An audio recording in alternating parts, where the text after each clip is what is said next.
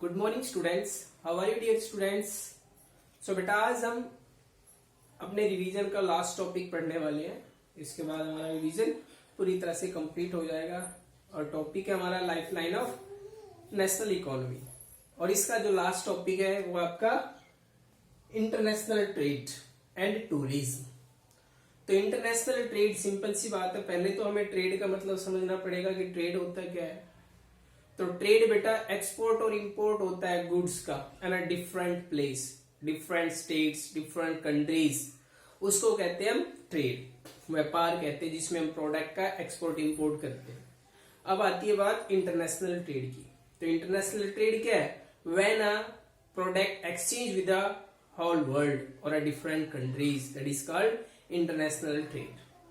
कहने का मतलब है जब हम किसी दूसरे देश के साथ में व्यापार करते हैं, एक्सपोर्ट इंपोर्ट करते हैं, तो ऐसी जो कंडीशन होती है वो इंटरनेशनल ट्रेड की आती है।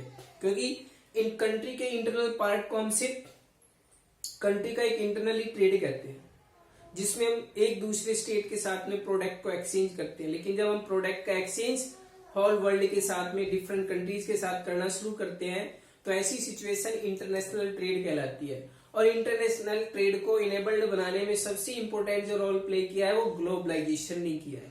किसने किया है? ग्लोबलाइजेशन ने। हमने पहले ही पढ़ चुके हैं, 9th में भी पढ़े हैं, 10th के अंदर भी इसके कुछ टॉपिक्स आए थे। तो सिंपल सी बात है बेटा, ग्लोबलाइजेशन ने इंटरनेशनल ट्रेड को काफी इनेबल्ड किया है। जैसा कि हमने ग्लोबलाइजेशन चैप्टर के अंदर पढ़ा हुआ है कि कई कारणों की वजह से पहले इंटरनेशनल ट्रेड पर काफी कुछ बाउंडेशंस थी, रिस्ट्रिक्शंस लगाए हुए थे। लेकिन ग्लोबलाइजेशन आने के साथ में इंटरनेशनल ट्रेड की स्पीड बढ़ गई, क्योंकि हर एक कंट्री ने ट्रेड बैरियर्स को रिमूव कर दिया था। ओके, जो टैक्सेस इंपोज किए हुए थे, टैक्सेस को हटा दिया था और प्रमोटिंग किया गया हर एक कंट्री को कि एवरी कंट्रीज अपने रूल रेगुलेशंस को फॉलो करते हुए किसी भी कंट्री के साथ में ट्रेड कर सकता है। ओके, तो ऐसी सिचुएशन जो होती है उसी को क्या कहते हैं? हम इंटरनेशनल ट्रेड कहते हैं। ओके, तो आइए बेटा, फर्स्ट जो पॉइंट हमने यहाँ पर स्टेटेड किया है वो एक तरह से डेफिनेशन को ही एक्सप्लेन करता है। The exchange of goods among people, states, country is refer to as trade. उसको हम ट्रेड कहते हैं, जिसमें हम प्रोडक्ट का एक्सचेंज पीपल्स के साथ, स्टेट्स के साथ, कंट्रीज के साथ में करते हैं। Trade between two countries is called international trade. और जब व्यापार दो देशों में या दो देशों से अधिक के बीच में होता है, ऐसी सिचुएशन इंटरनेशनल ट्रेड कहलाती है। Export and import are the component of trade. Trade का मतलब वन साइड नहीं है कि सिर्फ हम एक्सपोर्ट करें या फिर हम सिर्फ इंपोर्ट करें। दोनों ही नेसेसरी होते हैं, दोनों ही इंपॉर्टेंट पार्ट होते हैं इंटरनेशनल ट्रेड के। हमें कुछ प्रोडक्ट एक्सपोर्ट करने पड़ते हैं तो कुछ प्रोडक्ट हमें इंपोर्ट करने पड़ते हैं। Okay, the balance of trade of a country is the difference between its export and import. और बेटा जो ट्रेड का बैलेंस है वो डिपेंड करता है किसके ऊपर? जो डिफरेंसेस होता है एक्सपोर्ट और इंपोर्ट के बीच में, वो ट्रेड का बैलेंसिंग एक्सप्लेन करता है। इन दैट रीजन हम ट्रेड बैलेंस को टू कैटेगरीज में, टू टाइप्स में डिफाइन करते हैं, फेवरेबल और अनफेवरेबल। फेवरेबल ट्रेड कब होता है? जब हमारा एक्सपोर्ट ज्यादा होता है, इंपोर्ट कम होता है। और अनफेवरेबल बैलेंस ट्रेड कब होगा? जब इंपोर्ट ज्यादा होगा और एक्सपोर्ट कम होता है। ओके, ऐसी सिचुएशन हमें अनफेवरेबल कंडीशन को स्टेटेड करती है, जब दूसरे अनदर कंट्री से हम प्रोडक्ट का कॉस्ट इंपोर्ट ज्यादा करा लेते हैं, एक्सपोर्ट कम करते हैं। और जिसमें एक्सपोर्ट ज्यादा होता है, इंपोर्ट कम होता है, वो कंट्री की फेवरेबल बैलेंस ट्रेड में आता है। ओके, वो भी हमने लिखा हुआ है। When the value of export exceeds the value of import.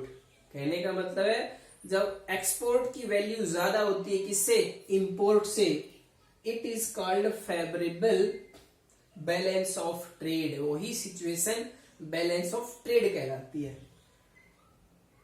It is the value of import. If the value of import exceeds the value of export, it is termed as unfavorable balance of trade। जैसा अभी बताया, यदि import ज्यादा है और export कम है तो unfavourable होता है, क्योंकि उसमें हमारे कंट्री की करेंसी उधर ज्यादा जाती है, उनकी नहीं आती है। यदि हम एक्सपोर्ट ज्यादा करते हैं तो उनका करेंसी हमारे पास ज्यादा आता है, इन दैट रीजन हमारे कंट्री के फेवर में होता है। नेक्स्ट पॉइंट है, India has emerged as a software giant at the international level and it is earning large foreign exchange through the export of information technology। और आज भारत जो है बेटा इंफॉर्मेशन टेक्नोलॉजी के मामले में बहुत बड़े लेवल पर हब बनकर उभरा है, और इसी के कारण से हमारे यहाँ पर बड़ी बड़ी सॉफ्टवेयर कंपनी सेटअप है जो डिफरेंट कंट्रीज को सॉफ्टवेयर प्रिपेयर करके एक्सपोर्ट करती है, जिससे हमारे यहाँ पर फॉरेन एक्सचेंज बहुत ज्यादा अमाउंट में होता है और कंट्री की जीडीपी में भी फायदेमंद होता है। आगे समझ में, ये था बेटा इंटरनेशनल ट्रेड जिसमें दो कंट्रीज आपस में एक्सपोर्ट इंपोर्ट करें। इसके अलावा ट्रेड भी टू टाइप्स का होता है, फेवरेबल अनफेवरेबल। फेवरेबल कब होगा, जब एक्सपोर्ट ज्यादा होगा इंपोर्ट कम होगा। अनफेवरेबल, इंपोर्ट मैक्सिमम होता है और एक्सपोर्ट कम होता है। क्लियर है। अगला आता है बेटा टूरिज्म। टूरिज्म हर एक पर्सन टूरिज्म को अच्छी तरह से बता सकता है कि टूरिज्म और टूरिस्ट क्या होते हैं। टूरिज्म बेटा एक ऐसे स्पॉट होते हैं जिस पर हम घूमने के लिए, विजिट करने के लिए जाते हैं, वो भी कब, हॉलीडेज टाइम में, वीकेंड पर, फैमिली के साथ में, फ्रेंड के साथ में। और विजिटर्स कौन होते हैं या टूरिस्ट कौन होते हैं, जो घूमने के लिए जा रहे हैं। और टूरिस्ट भी टू टाइप्स के होते हैं, डोमेस्टिक टूरिस्ट और इंटरनेशनल टूरिस्ट। डोमेस्टिक टूरिस्ट कौन होते हैं, जो उसी कंट्री से बिलोंग करते हैं, और इंटरनेशनल टूरिस्ट जो दूसरे देशों से आते हैं। हर साल करोड़ों पीपल्स, करोड़ों विजिटर्स, टूरिस्ट हमारे कंट्री के अंदर विजिट करते हैं, घूमने के लिए आते हैं। हमारे जो यहाँ के हिस्टोरिकल मोन्यूमेंट्स हैं, या फिर हम कह सकते हैं हमारे यहाँ की जो कल्चर है, हेरिटेज है, ओके, उन सब को देखने के लिए हमारा जो कंट्री अट्रैक्ट करता है, और जिससे करोड़ों, हम कह सकते हैं लाखों मिलियन डॉलर जो हमारे यहाँ पर एक्सचेंज होता है। करोड़ों जॉब यहाँ पर जनरेट होती है, इसकी वजह से, टूरिस्ट की वजह से। कैसे जनरेट हो रही है, सिंपल सी बात है, जब हम कहीं पे जाते हैं तो टूरिस्ट या गाइड जिसको हम कहते हैं, टूरिस्ट जो होते हैं वो गाइड की रिक्वायरमेंट होती है ताकि उस प्लेस के बारे में पूरी इंफॉर्मेशन दे सके। और ये गाइड जो है उन इस काम को करने के लिए कुछ एक अपना कह सकते हैं कॉस्ट वसूल करते हैं, पैसे लेते हैं, ओके। और उसी तरह से होटल भी है, रेस्टोरेंट भी है, या फिर हम कह सकते हैं जो आपके व्हीकल्स चले हुए हैं, ड्राइवर्स भी हैं, ट्रांसपोर्टेशन फैसिलिटी भी है। इन सब में करोड़ों जॉब जनरेट होती है, और वो सब किसकी वजह से, टूरिस्ट की वजह से, ओके। आइए, टूरिज्म एज अ ट्रेड, और आज हमने टूरिज्म को एक ट्रेड ही बना लिया है।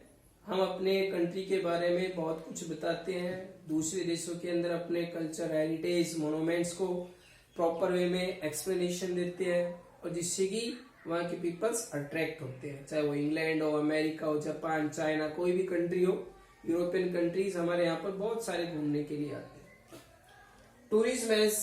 Tourism in India has grow substantially over the last 3 decades। अगर हम टूरिज्म की बात करें तो पिछले 3 दशकों से कुछ ज्यादा ही एमर्ज हुआ है, पिछले 30 सालों से, ओके। नेक्स्ट है, it is the biggest source of foreign exchange, और ये फॉरेन एक्सचेंज का बहुत बड़ा सोर्सेज है जिससे हमारे यहाँ पर फॉरेन एक्सचेंज होता है, करेंसी आता है। डायरेक्टली पीपल्स आते हैं, वो यहाँ पर इन्वेस्ट करते हैं, होटल लेते हैं, खाना खाते हैं, घूमते फिरते हैं, वो सब इसकी वजह से।